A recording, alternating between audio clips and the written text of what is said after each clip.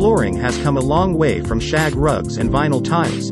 The choices are aplenty, no matter your application, from kitchens to bedrooms all the way to classrooms and gymnasiums.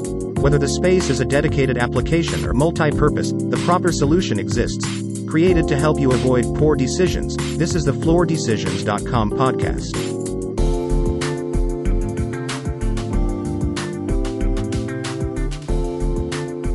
Greetings and salutations once again to another edition of the floordecisions.com podcast. It's episode number 4. I'm your host, Eric Lucier. Friday, July 30th, 2021 is the date and time that this one is being put down. And realizing as I was contemplating what to discuss in this episode that I did touch on it in episode 2, but it has been a repeating issue over the last few weeks here in my job, and I thought I'd take a little bit more time to discuss it again or even reiterate because of its importance as to how it pertains to your project going forward, and that's the labor workforce. Now, I've been in the flooring industry for 15 years, and it's never been easy to find a flooring installer doing what we do up here in the Northeast, and that is at least traveling, because a lot of our work is wherever the project may be. We are gym flooring installers, and as there are not a lot of projects that entail sport flooring here in Vermont, we travel outside of the state. We usually say our territory is New England, New York, and New Jersey, so we go wherever that work is. So as such, our installers need to be able to travel, and as such, stay in hotels Monday, Tuesday, Wednesday, and Thursday night typically, and return home on Friday afternoon and do the same thing the next week, whether it's back at that same job site or at a new one. So while we're recruiting new laborers and new junior mechanics and flooring mechanics and lead installers, it's hard to find those that are willing to travel to wherever that job may be. So many of them work locally, sleep at their home at night, in their own bed, on their own pillow, and it requires a certain person to really travel and spend the night in hotels 4 nights a week. If you have a family, especially young children at home, that position may not be for you. But if you have yet to have children, or perhaps yours have moved out of the house and you're okay with going out on the road, earning some money, that position fits you. We've been in the northern part of our territory as of late, and a lot of our workforce comes from the southern part of the territory because that's usually where a lot of our work is.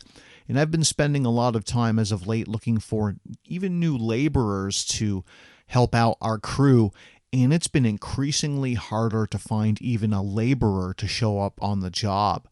Now, there's a lot of conversation that unemployment and the CARES Act from the federal government has helped those stay at home and not return to the workforce. Well, thankfully, if that is indeed the reason, a lot of folk are going to be needing to return to the workforce because that CARES Act money is wrapping up very, very soon. And it will be interesting to see if that does alleviate some of the issues. But even going back before COVID, finding installers has been an issue.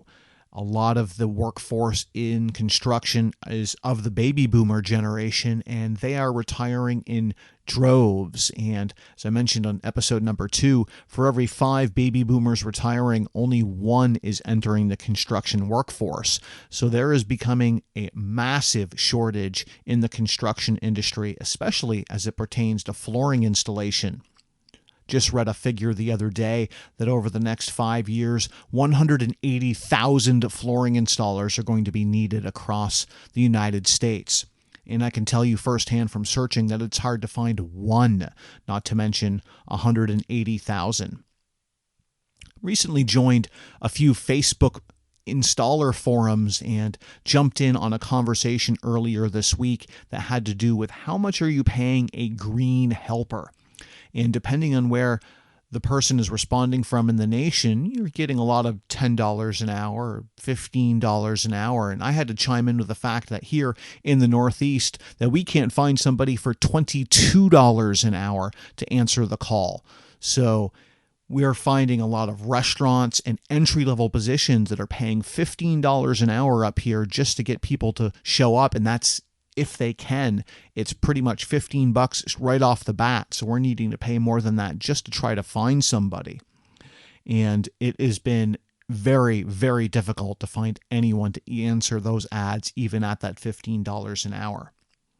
So how does this pertain to you? Well, if you're a homeowner or a landlord, commercial real estate perhaps, and you're looking to have work done, you can pretty much bank on the fact that costs are going to be going up going forward, because it's going to be costing more and more money for the installers to have help. Lead installers, whether it's a retail dealer, a flooring house, or a subcontractor, more and more are having to increase their rates because of the need to pay higher wages to get those to join forces.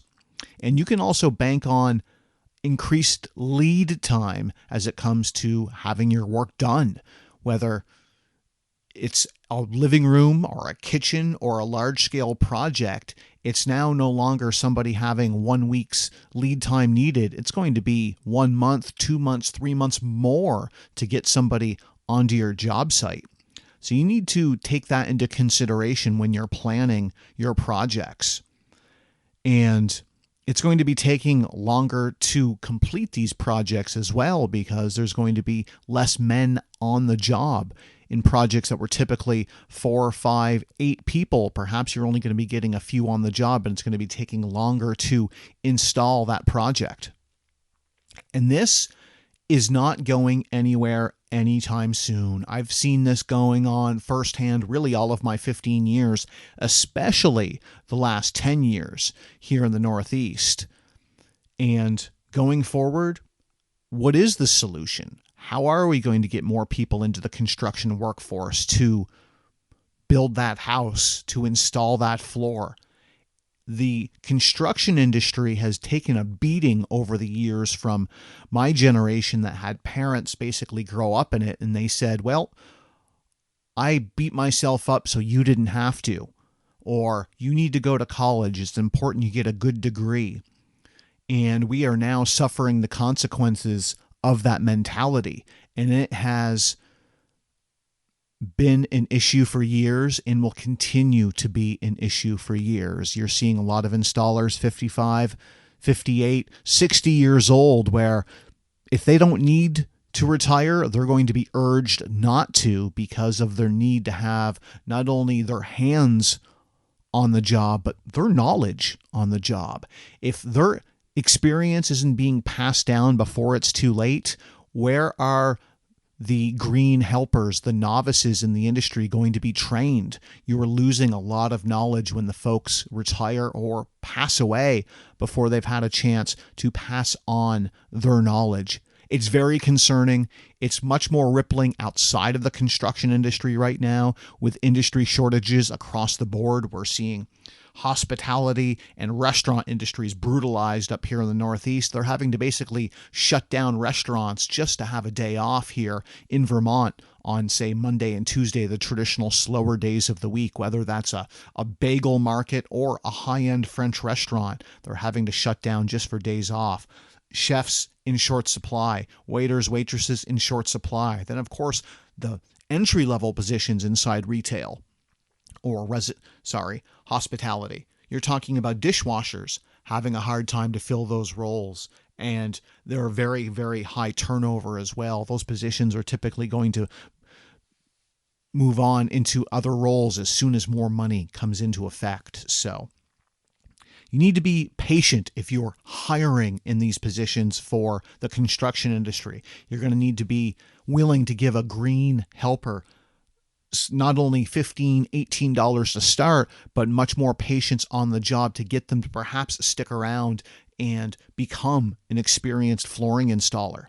It's affecting everybody right now, and especially up here in the Northeast, where the population is lower and everybody is gainfully employed. Our unemployment rates are 3% in Vermont right now, so there's only so many people looking for jobs as it is. It's becoming just increasingly harder to find any position, not to mention specialized trades like flooring installers. So Just a quick episode here, number 4, as we talk about the flooring installation workforce here on the floordecisions.com podcast. Please like, share this post, this blog, this podcast, however you are obtaining it, and I appreciate the kind words that I've heard so far. floordecisions@gmail.com to send me a note. You can also check out the blog and the podcast on floordecisions.com. Thank you very much for tuning in. I'm your host, Eric Lucier. Until next time, best wishes. Thank you for listening to the floordecisions.com podcast. If you have a moment, you can leave a review for us on your podcast player of choice, and if you received value from the show, please feel free to share our website, podcast, or videos to anyone that might find it helpful. Created to help you avoid poor decisions, this is the floordecisions.com podcast.